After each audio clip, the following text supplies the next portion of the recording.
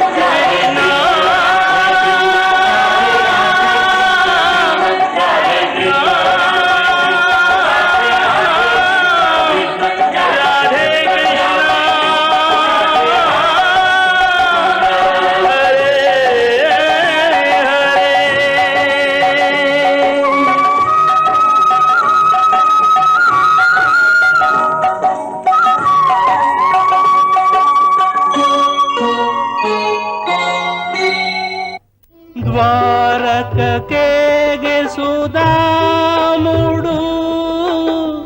హరిని శరణు వేడా, సదా స్మరించే రూపమే మానసమున కదలాడగా, మది నిలిచెను చిరుదివ్వెగా.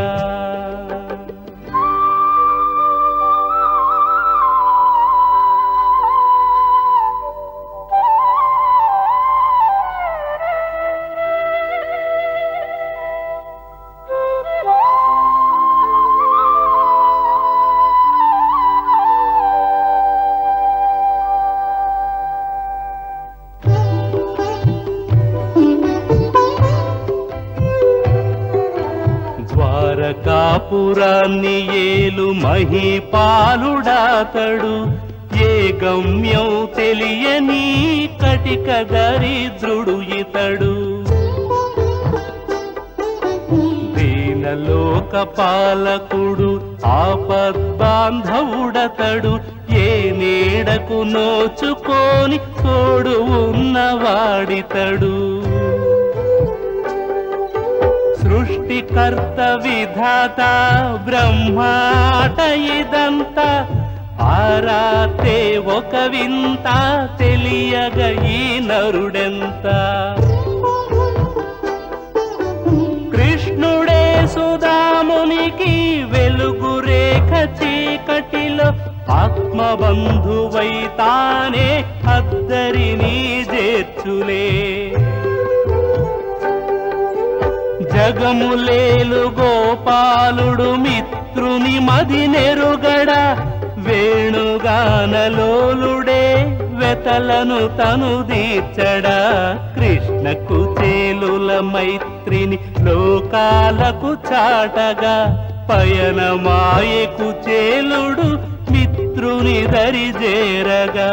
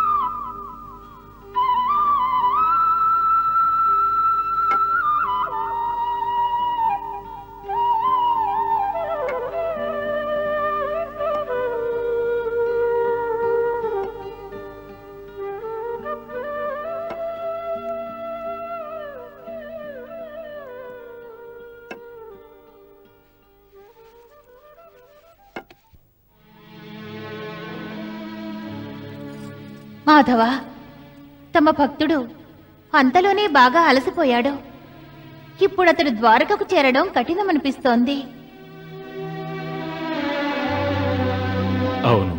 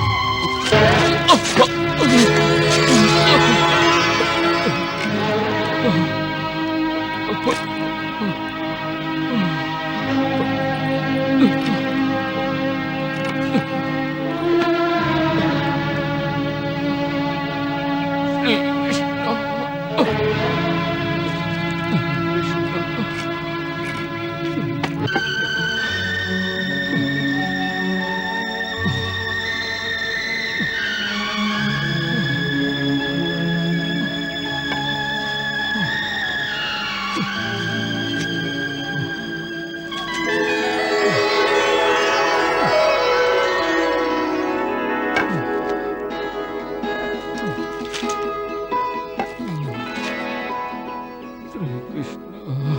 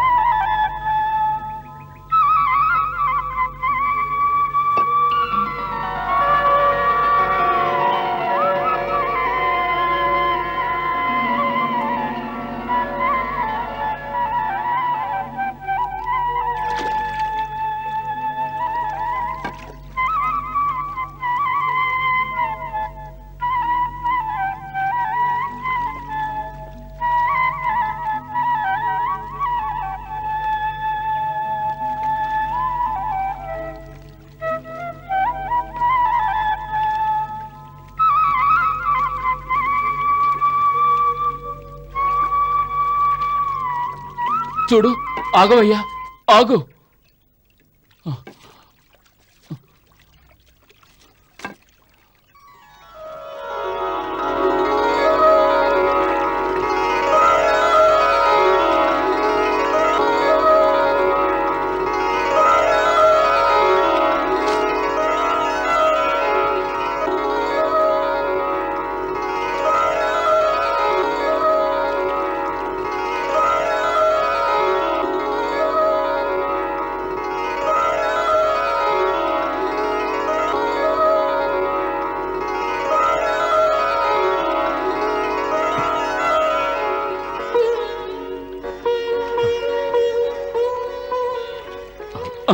ఏమిటి, ఏం చేస్తున్నావు? విప్రోత్తమ, తమ వేషధారణ చూస్తేనే అర్థమవుతుంది తమరు బ్రాహ్మణులని. అందుకే తమ నేత్రాలలో ఒక వింత తేజస్సు గోచరిస్తోంది. అది చూసిన వెంటనే తమకు నమస్కరించాలని తోచింది. పైగా ఒక నిజమైన బ్రాహ్మణుని ఆశీర్వాదాన్ని అందుకునే అదృష్టాన్ని వదులుకోవచ్చా? యశస్వీ భవ. మహాసంస్కారిలా ఉన్నావు. క్షమించండి మహాత్మా, తమరు ఎక్కడి నుంచి వస్తున్నారు? ఇప్పుడు ఎక్కడికి వెళ్తున్నారు? తమ యొక్క నామధేయం ఏమిటి? నా నామధేయం సుధాముడు. మరి ఒంటరిగా ఈ కారడవిలో ఇన్ని గాయాలతో ప్రయాణం చేస్తున్నారే? ఇక ఆ బాధ ఉండదులే. నీ మధురమైన వేణుగానం వినగానే నా గాయాలన్నీ దూరం అయిపోయాయి. ఆ శ్రీకృష్ణుడే గుర్తొచ్చాడు.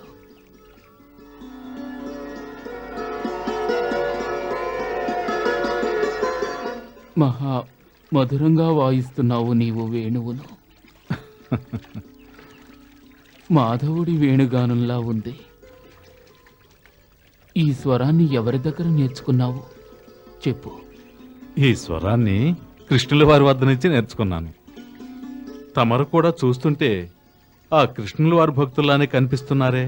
జై శ్రీకృష్ణ, జై శ్రీకృష్ణ.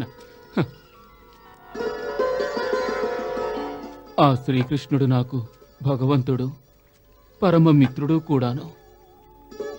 అతన్ని దర్శించుకోవాలన్న కోరికతోనే ద్వారకకు వెళ్తున్నాను. మరి నీవు? నేనా? ఆ, నా పేరు మురళీ మనోహర. ఇప్పుడు నేను ద్వారకే వెళ్తున్నా. నీవు కూడా ద్వారకకే వెళ్తున్నావా? ఆ, ద్వారకలోనేగా నేనుండేది. ఆ, ఇప్పుడు తమరు తోడు రావడంతో ఇక ప్రయాణం సుఖంగా సాగుతుంది. నేనిప్పుడు నా భార్యను పుట్టింట్లో వదిలేస్తున్నాను. ఆమె జ్ఞాపకాలు వదలకపోవటంతో అడుగు ముందుకు సాగటం లేదు.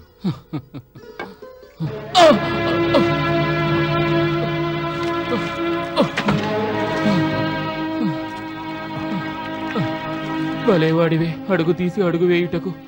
నాకు కష్టంగా ఉంటుంది కానీ నీకెందుకు కష్టంగా ఉంటుంది? నీవు నవయువకుడివి కదా.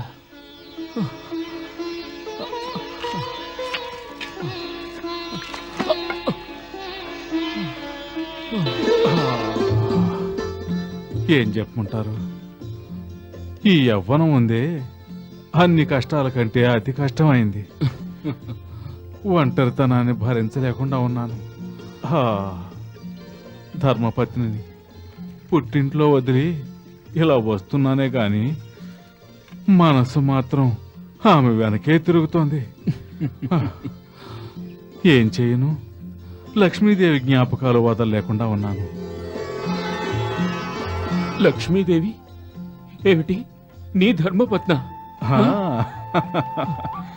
ఆమె ఎంతో సౌందర్యవతి, మనోహర రూపలావణ్యాలు కలది. ఆమె జ్ఞాపకాలతో అప్పుడప్పుడు వేణు వాయిస్తుంటాను, అప్పుడప్పుడు పాడుతుంటాను. లక్ష్మి లాంటి భార్యే, లక్ష్మి లాంటి భార్యే నా చెంతనుండా దిగులే లేదు నా ఎదలో. కలతే లేదు నా హృదిలో. విప్రోత్తమ, తమ భార్య జ్ఞాపకం వచ్చి ఎప్పుడు పాటలు పాడుకోరా? లేదు లేదు, నాకు అలాంటి అలవాటు లేదు. ఎప్పుడూ భగవంతుడినే స్తుతిస్తూ ఉంటాను.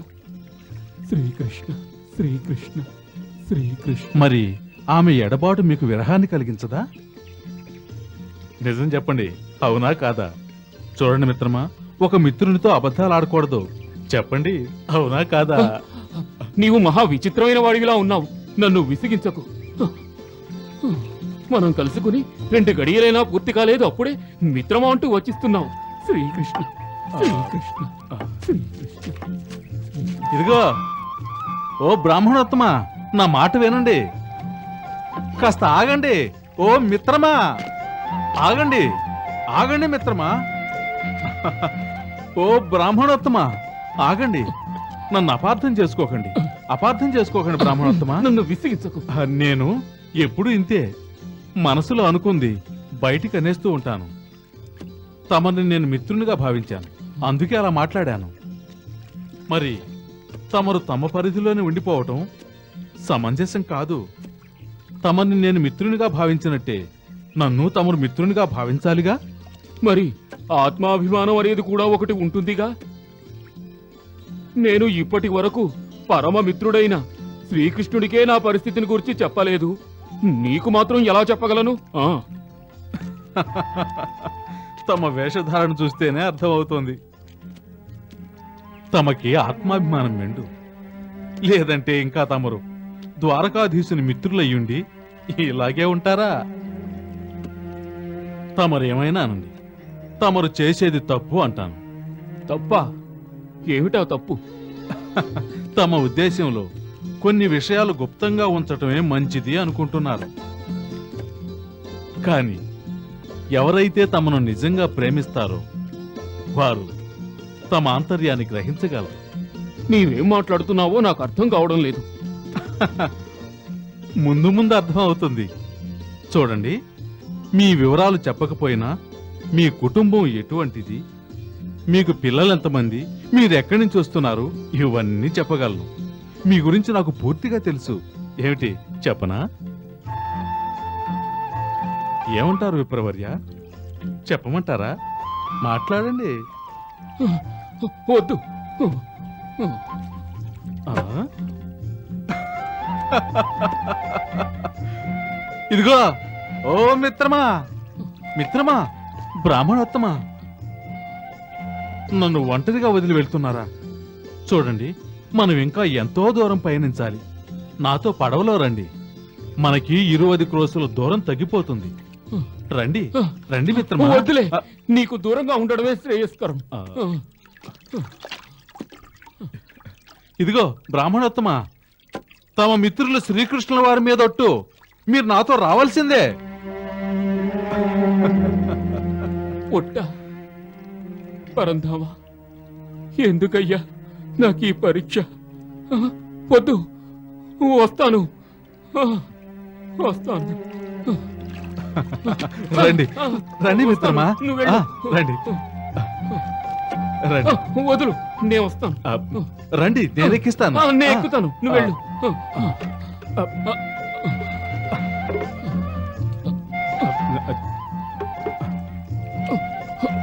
నెమ్మదిగా. పోనివ్వండి పోనివ్వండి.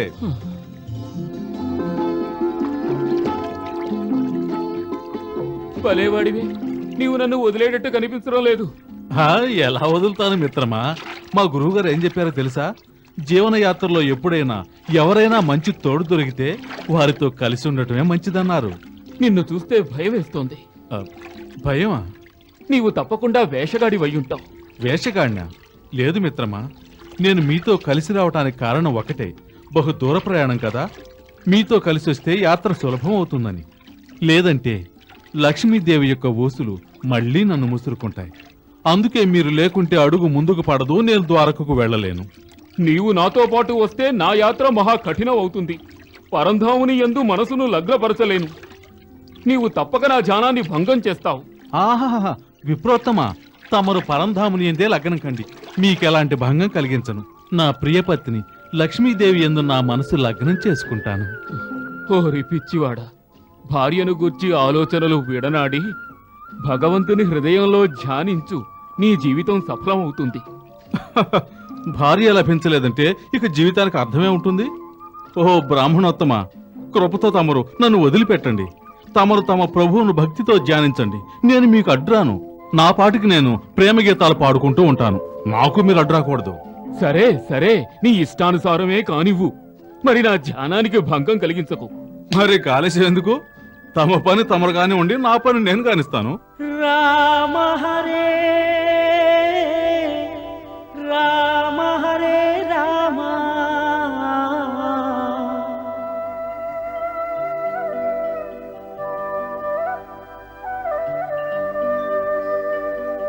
ఓ రామ ఎటులా భరించను విరహాన్ని నేను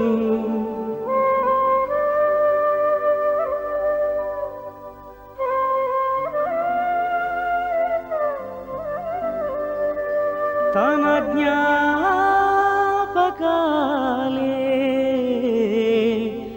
నా హృది మెదులుతుంటే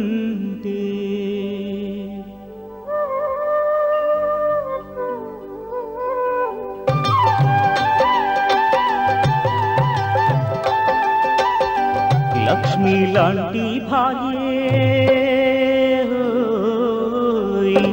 లక్ష్మి లాంటి భార్యే నా చెంతనుండా దిగులే లేదు నా ఎదలో ఓ కలతే లేదు నా హృదిలో ఆ అదృష్టం లేదాయనేడు విరహంతోనే అల్లాడగా ఆవేదనతో రమ్మా ఆవేదనతో నా కలులే తడిచే దిగులే నిండే నా ఎదలో కలతే రేగే నా హృదిలో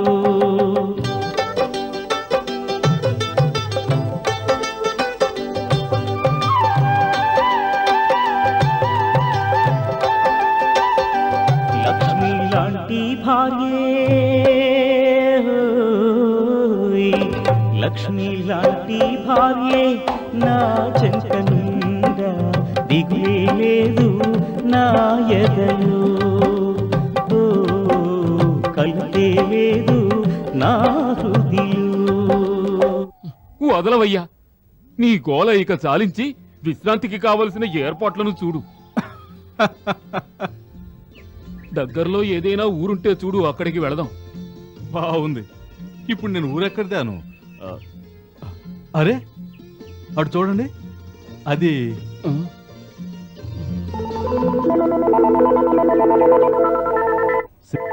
ఏదో శిథిలాలయంలో ఉంది. రండి వెళ్దాం. ఈ రాత్రికి మనం అక్కడే విశ్రమిద్దాం. రండి. పద. ఆ.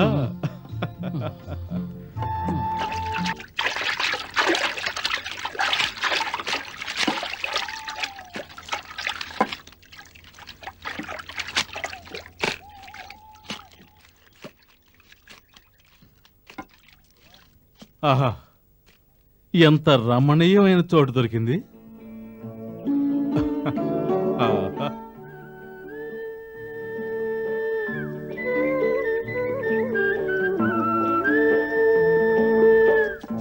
రండి బ్రాహ్మణోత్తమా. నీవు వెళ్ళు, నేనిప్పుడే వస్తాను.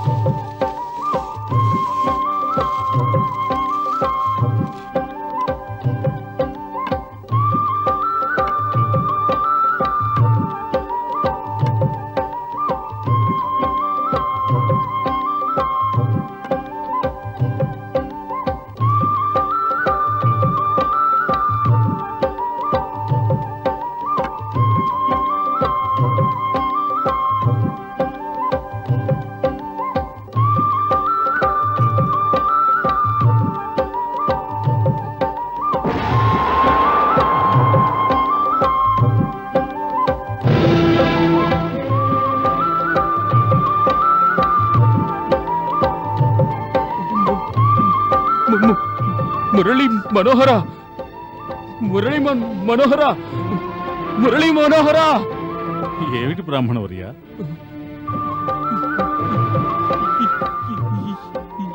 ఇది ఏమిటి? ఇదేమిటి? ఇదా? ఇది నాకు లక్ష్మీదేవి ఇచ్చిందిలే. కాదు, సర్పం. సర్పం?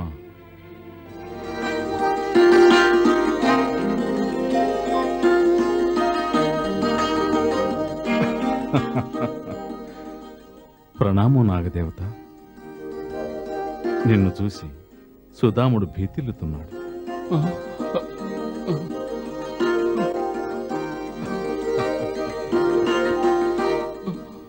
వెళ్ళిరా నాగదేవత.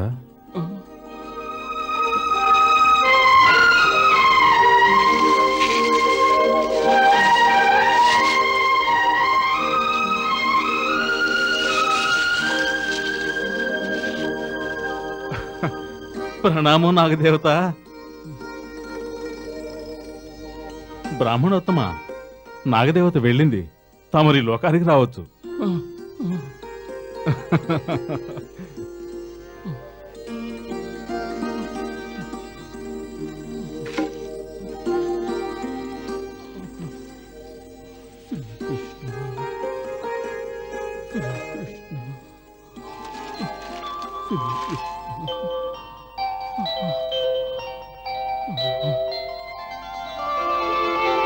భలే, ఏమి భోజనం! ఆహా, సువాసనకే కడుపు నిండింది. రండి బ్రాహ్మణోత్తమ, భోంచేద్దాం.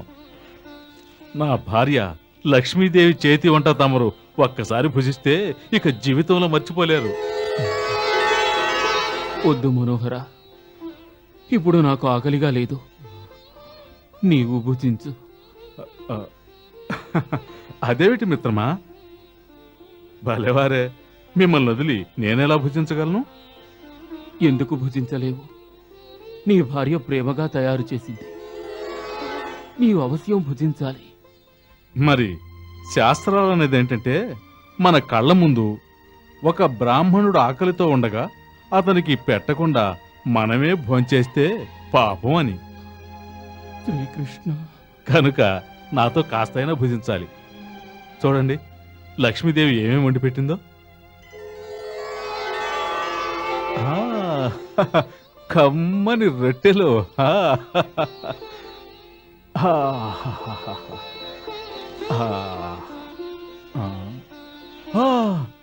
పచ్చడి, పాయసం,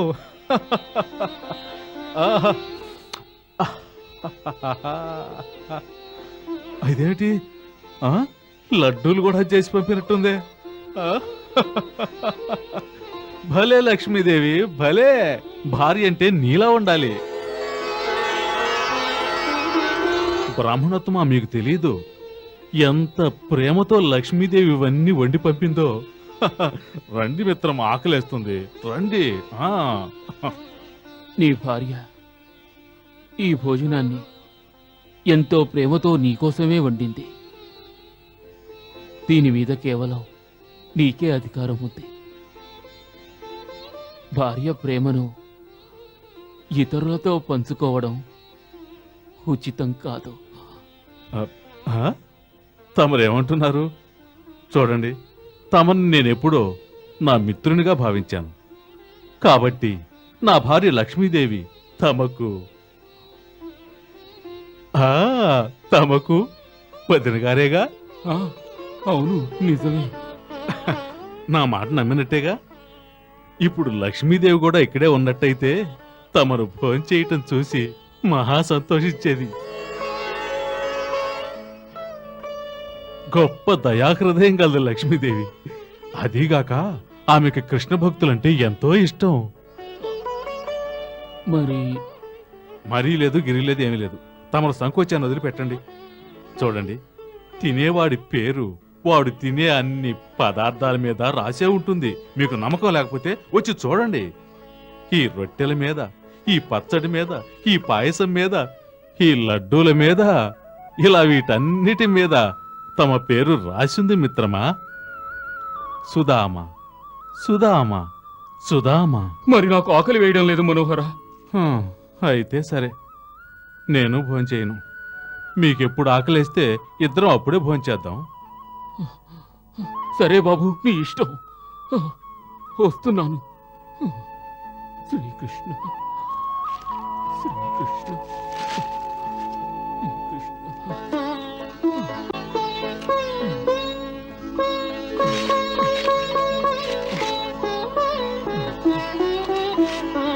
నీవు మొండివాడివయ్యా మనోహర.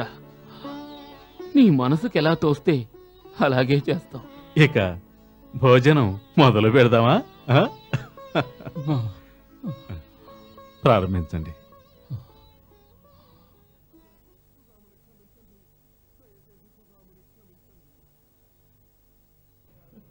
అమ్మా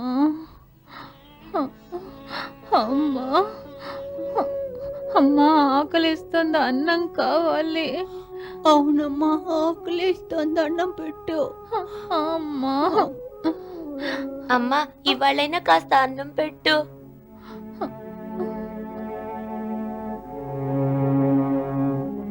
కాస్త ఓర్చుకో బాబు. ద్వారక నుండి మీ నాన్నగారు రాగానే కడుపారా తిందు కానీ పడుకో.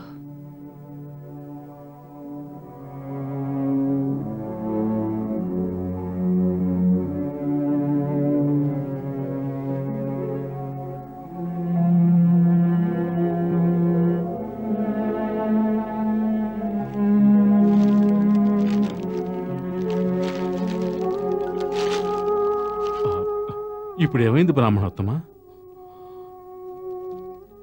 ఏం లేదు, ఏం లేదు మురళీ మనోహర. నీవు భుజించు.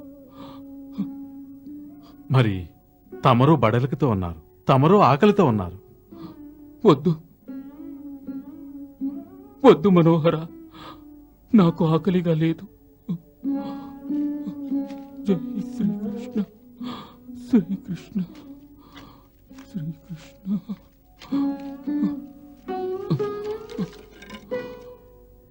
శ్రీకృష్ణ శ్రీకృష్ణ.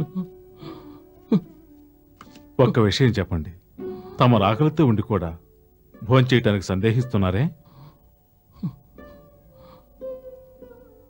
నా భార్యా బిడ్డలను అక్కడ పస్తులతో వదిలి వచ్చాను. ఇప్పుడు వాళ్ళు ఎలా ఉన్నారు? శ్రీకృష్ణ శ్రీకృష్ణ.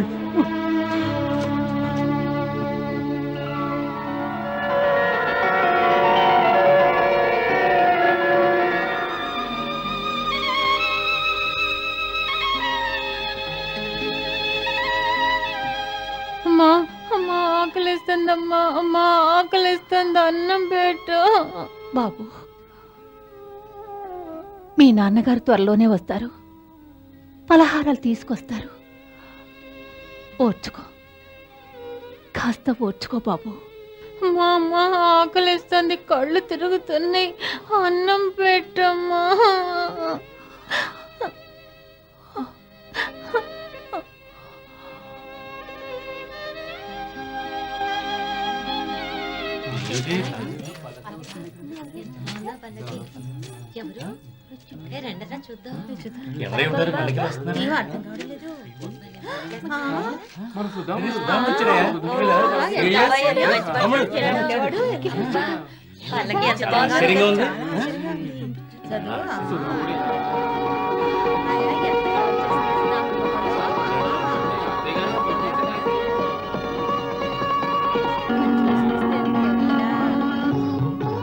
స్వామి, ఎన్ని కష్టాలు పడినా వచ్చేసారా? పిల్లలు చూడండి, మీ నాన్నగారు వచ్చేసారు. మన కష్టాలు తీరిపోయినట్టే. ఇకపై నా బిడ్డలు పస్తులు ఉండవలసిన అవసరం లేదు. ద్వారకాధీశులు వారిని సత్కరించి ఎన్నో కానుకలు ఇచ్చి ఉంటారు. అటు చూడండి, వారు పల్లకీలో వచ్చారు.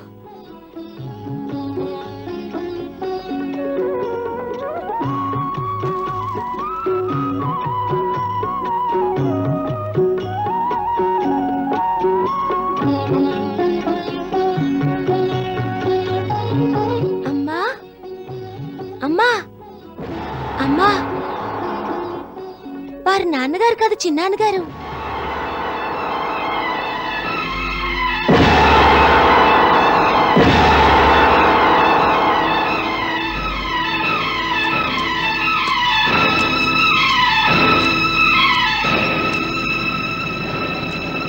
ప్రణామాలు వదిన గారు. రండి, కూర్చోండి.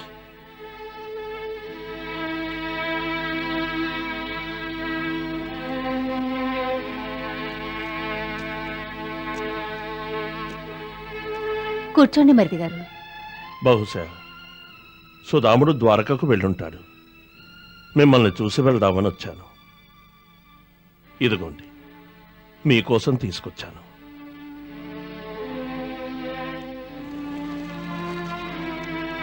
తీసుకోండి.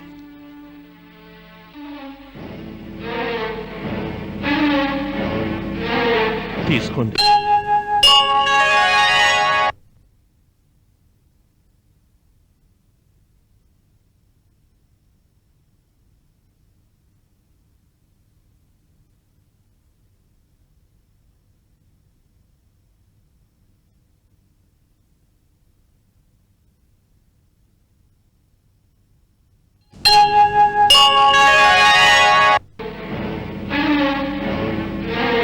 తీసుకోండి.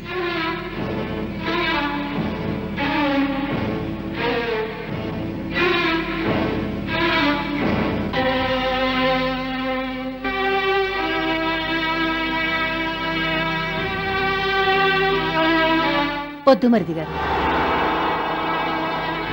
పిల్లలకైనా పెట్టండి. క్షమించండి మరిది గారు, మేము తమ ఈ బహుమతిని స్వీకరించలేము. అమ్మా ఆకలేస్తుందమ్మా. అమ్మా అన్నం పెట్టమ్మా. అమ్మా బాగా ఆకలేస్తుందమ్మా, అన్నం పెట్టు. బాబు, వీడికి మంచినీళ్ళు పట్టించు.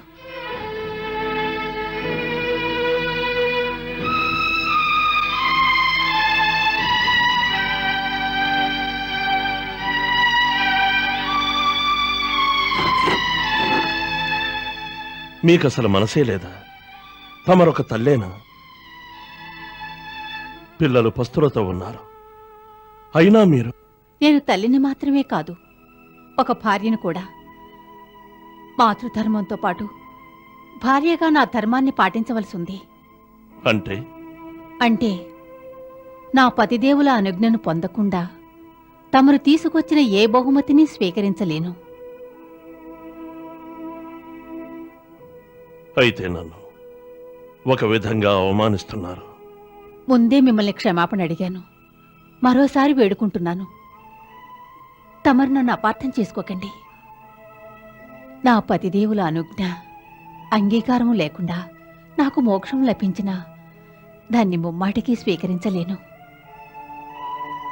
వారి అనుజ్ఞను సర్వదా పాటించడమే నా ధర్మం. ఇప్పుడు ధర్మాధర్మాల ప్రసక్తి ఎందుకు వదిన గారు?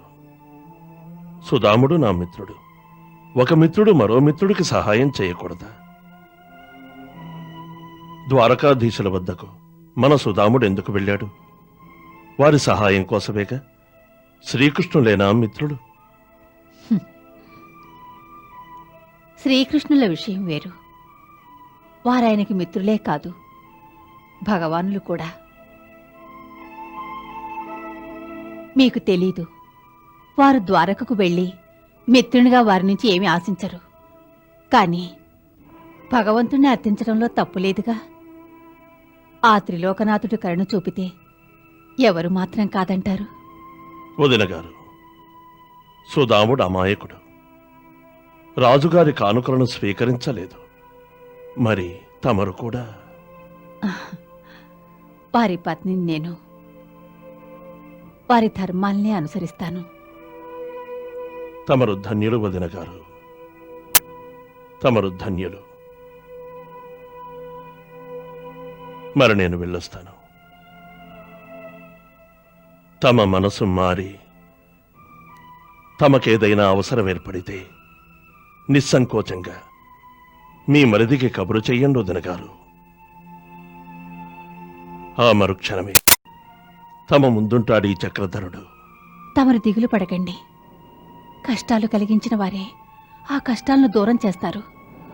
నారు పోసినవారు నీరు పోయక మానరు కదా. ప్రణామాలు వదిన గారు. వెళ్ళొస్తాను. మంచిది.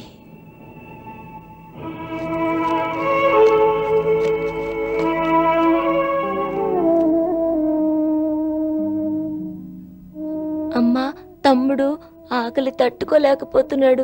నువ్వు చిన్నాన్నగారు తెచ్చిన పలహారాలు వద్దన్నావెందుకు? బాబు,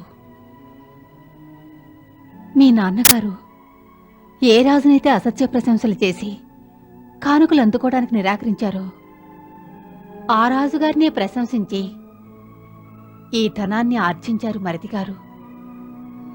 మరి మనకు వారు తీసుకొచ్చిన ఈ పలహారాలను ఎలా స్వీకరించగలం నాయనా? అందుకే బాబు నేను వాటిని తీసుకోలేదు. భార్యనైన కారణంగా భర్త ధర్మాలు ఏవైనా వాటిని నేను పాటించాలి. వారు ఆకలితో ఉంటే మనము ఆకలితో ఉండాలి. కాబట్టి ఓర్చుకోవాలి. త్వరలో మన కష్టాలన్నీ తీరిపోతాయి. నా మాట నమ్మండి.